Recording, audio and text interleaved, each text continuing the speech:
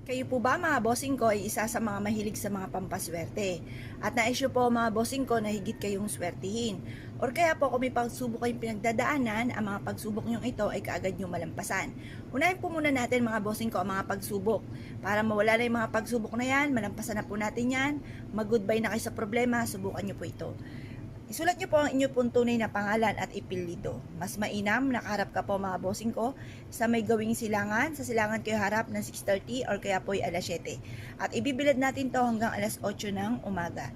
Pagkatapos halimbawa po ang problema po ninyo ay marami kayong mga pagkakautang. Number 1, mababayaran ko na. Mababayaran